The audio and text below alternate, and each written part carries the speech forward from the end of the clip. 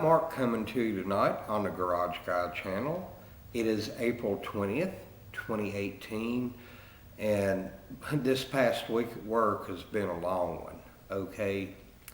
Now, speaking of work, one of my co-workers, a buddy of mine, Patrick, we've seen him on a couple of my videos here in the past, come up to me and said, Mark, I have this sweet shooting Glock. You have to try. Well, I've got plenty of Glocks, you know, and I said, well, what's so different about this? He said, well, it's got the longer sliding barrel on it. I said, is it the 17L or the 34? He said 34, and I'm like, okay, I've never shot one. I've never had any dealings with one before, so I jumped at the chance. And right here it is, my friends. This right here is the Glock 34 Gen 3, chambered 9mm, and what I really like about it, it has the flat, dark earth frame on it. Now, I said in an earlier video, you know, a lot of these gun manufacturers come out with their own version or shade of flat, dark earth. And the best looking ones, in my opinion, were a tie between Glock and Sky. But this right here is really nice. Now, this is what Glock may call their practical tactical model. I mean, you can dress it up any way you want to, since it's a Gen 3. Gen 3s have the most aftermarket parts available. But as far as competition or whatever, a lot of people might change the sights and trigger. This one right here is stock from the factory. And it also has the cutout right here in the slide to reduce weight to keep the balance. And I gotta admit, it's got a really, really nice looking line of sight. It's got some really good balance. Even with the magazine loaded, it just feels really good, natural point of aim. I'm not one to go to these IDPA competitions or whatever, because honestly, I'm pretty much the worst shot on YouTube. There's a lot of good shooters out there. Myself, as far as competition, I might get me and a few other friends of mine. I'll say, okay, we'll all put separate targets out at the same distance, and whichever one gets the most shots in the center ring or bullseye, you might win $5. That's all the competition shooting I do. Anyhow, Glock 34 Gen 3 or Glock 34 any gen, I've had no prior experience with, but I jumped at the chance when Patrick made the offer. So what do you say we go over to the bench under the light, take a closer look at it, and I'll do some comparisons also. Let's do this. Well, my friends, here we are on the bench under the bright light, and as you can see, this is a really gorgeous firearm. I'm really digging this. Like I said before, Glock and Sky have the best shades or versions of FDE, flat dark earth. So what do you say we go ahead and take this bad boy apart, okay? I don't know if Patrick had cleaned this before he let me borrow it or not. I'm betting he had, because that's just the kind of guy he is. Do a safety check. Magazine out here, it's empty. We put it to the side. Chamber check. Nothing. We're good to go. Point in safe direction. We're good. Alright. We go ahead, pull the slide back. Tabs down right there. See if I can get a grip on them. And off we go. Of course, we remove the guide rod spring. It's a single spring guide rod. Polymer, no problem. I like those. As I said in earlier videos, I can tell no bit of difference between these and the double spring guide rods. You know, as far as recoil or anything like that. One shoots as soft as the other. and here's a barrel. Alright.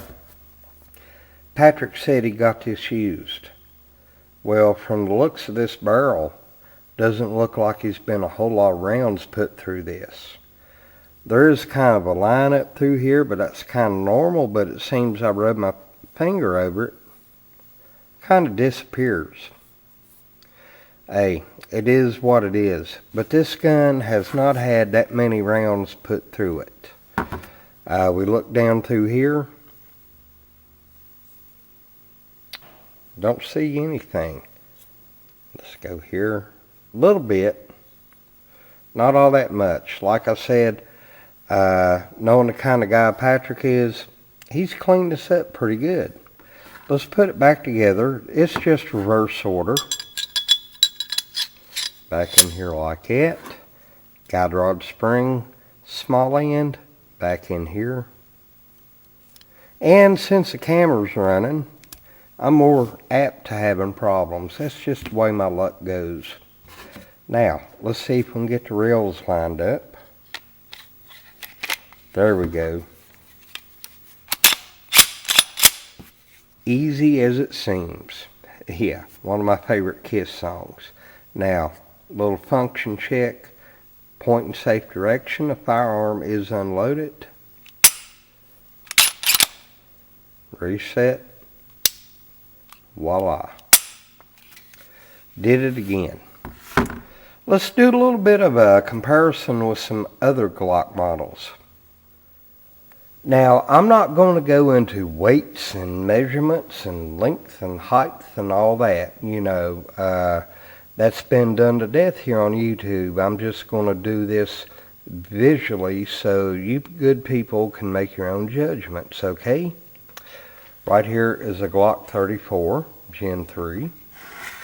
I'm going to turn it like this. And what I'm bringing out now is the Glock 31 Gen 4. Now, for all intents and purposes, physically, the Glock 31 Gen 4 is the same size physically as the Glock 17. So, here we go. Here is the only difference that really matters between a Glock 34 and Glock 17.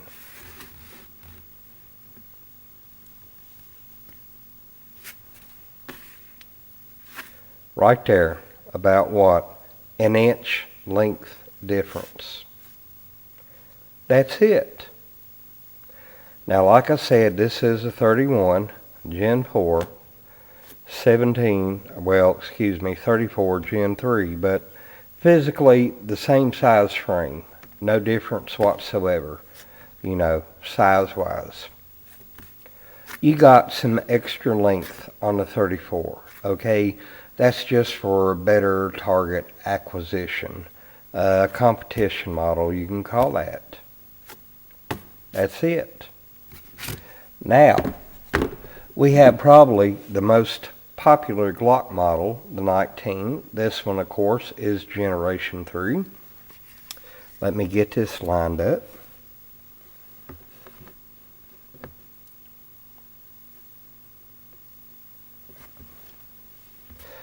Quite a bit more difference right there. Probably a good 1.5 to 2 inches right there. The width, thickness, or whatever on the frames are the same. Alright, my friends, my first shots through this Glock 34. First magazine's going to be Winchester White Box, 115 grain target ammo. The second magazine, I got it staggered with Federal aluminum and Tula steel. I've only got about 4 rounds of the Tula in here, and then I'm done with it. Let's do this.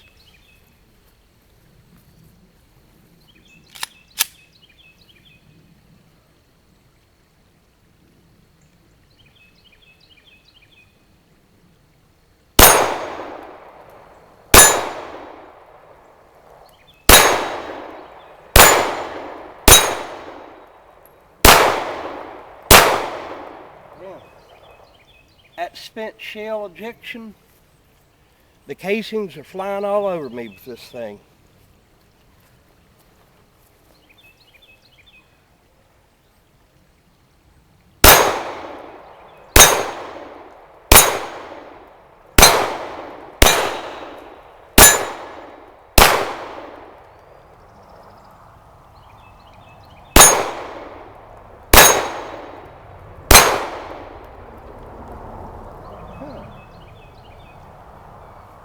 pretty accurate firearm. But that spent shell ejection, man, that stuff's all over the place. Let's try this second magazine of the Federal aluminum tool.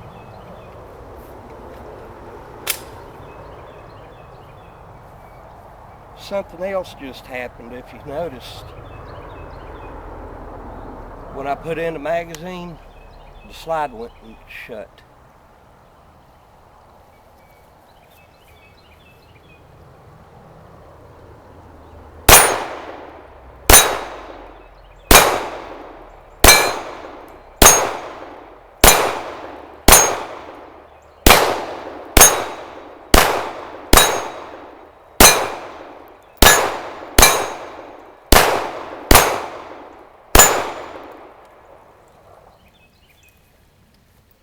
Well, fired without a hitch, no problems, no jams, no failures to eject or anything like that.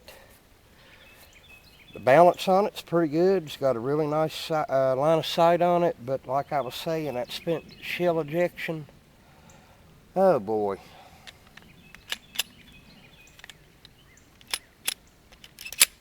I don't know, maybe the gun just needs to be fired a lot more. It looks like it hasn't been shot all that much. Now when Patrick let me borrow the pistol, he asked me if I'd do some comparison shooting with some other 9mm Glocks. And so I was figuring, heck yeah, I can do that for you, bud. So, right here, I got the Glock 34. Right here I have the Glock 31 Gen 4. It's chambered in 357 SIG, but as you can see right there, I got the Alpha Wolf conversion barrel. Converts 40 to 9. And we all know 40 and 357 SIG are, you know, pretty much the same gun. The only difference is the barrel. And then here we have my brand new Glock 19 Gen 3. And both my Glocks have the Talon rubberized grips. And Patrick, I really suggest you get a set for yours, buddy. Make a world of difference. Feel a lot better. I got 15 rounds in each of the magazines to make it a more even comparison shooting. So what do you say we start with the Glock 19 first? Alright my friends, as you can see my scrap steel target's out there in the V formation. I'm going to be firing 15 rounds, Glock 19 Gen 3. Let's see how she does.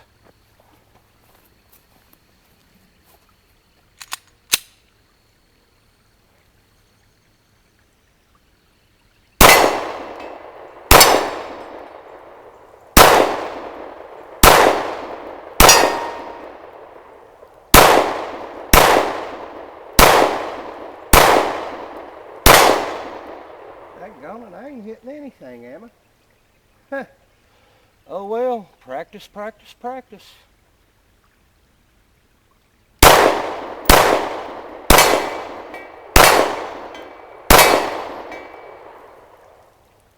That's more like it. Alright my friends, Glock 31 Gen 4 with the Alpha Wolf 9mm conversion barrel. The reason I'm using this, it is the same exact physical size as a Glock 17 Gen 4. And it has the medium beaver tail back strap on it. Let's try it out, see how it does in comparison.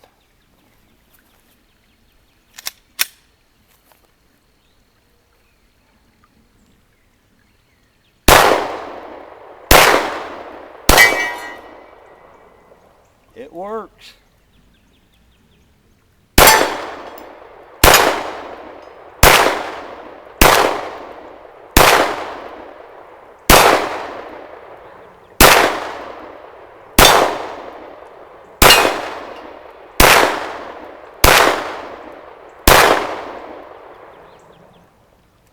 It works. I really didn't do much better with this than I did with that 19, did I?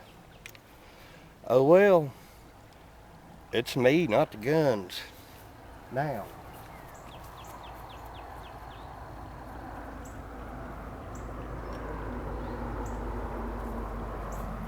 We're back with the Glock 34 Gen 3.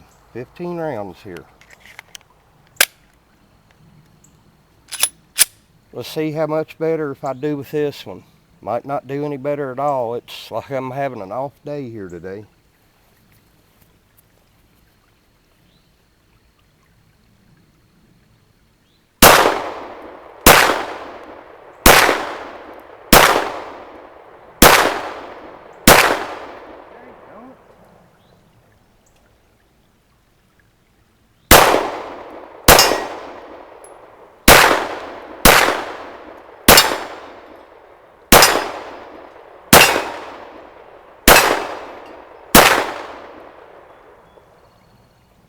Well, did a little bit better, not much. I'm just having one of those days where I can't hit the side of a barn, people. Let's head up to the garage and wrap this up. This is embarrassing. Well, my friends, I'm up here at the garage. The sun's went down. It's a really nice evening here in the Appalachian Mountains. About 70 degrees outside, nice little breeze coming through. Perfect. Anyhow, Glock 34, Gen 3. Patrick, you got a really nice firearm here. Worked without any problems, no failures to feed, no failures to eject, no jams. Worked really well, functioned flawlessly. The only thing was spent shell, ejection patterns. The later made Gen 3 Glocks, especially the 9mm, they had that problem. But that seems to smooth out after you get a few hundred rounds through it. I would suggest trying the hotter rounds like 124 grain, 147 grain. Run a couple of hundred rounds of each through this and shouldn't be no problem. Anyhow, accurate, well, as accurate as I was, and today I wasn't very accurate. It shot as well as this 19 or the 31 with the 9mm conversion barrel. Shame I couldn't hit anything with it, any of them, but you know, that was just my luck today. I couldn't hit the side of the barn. I guess we all have days like that unless you're somebody like Hickok or Buffalo, and those guys could probably hit the bullseyes while they're taking a nap, okay? So yes, I'm jealous. Anyhow, Patrick, I want to thank you for letting me use this. He's lurking around Marion, Virginia somewhere tonight, so it's hard to tell what he's into. Stay out of trouble, my friend. Thanks for letting me use this. The only thing you need to do, get you some Talon rubberized grips, my friend. You'll be in business. Glock 34, Gen 3. It's a good shooter. Wish I was more accurate with it, but like I said, that was me, not the gun. All right. As far as me missing those shots, you know, I just want to say that I could have edited that out, deleted that part of the video and done it over again. But it's important to me to let my viewers know that, you know, I make honest videos, and I'm not going to delete anything if I have problems, you know, because I feel if I do have problems or something, it's with the firearm, you know, it's important to address that. Like earlier in the video when I put the magazine in, the slide went in the battery on its own.